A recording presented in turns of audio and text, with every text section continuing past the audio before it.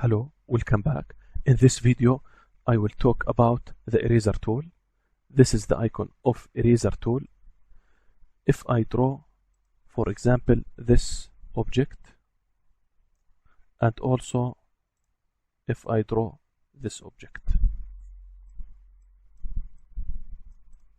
Let us see what can we do with this tool. Eraser existing paths. There are two modes of the eraser tool. The first mode, delete object touched by, like this. The object will be deleted. The second mode, cut out from the object. I can cut the object like this or break the path. If I select, as you can see, this mode also belongs to this mode.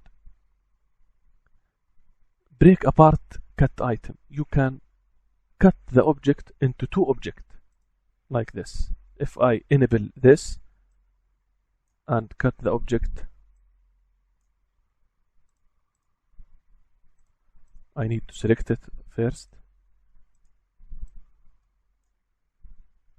As you can see, I cut the object into two pieces.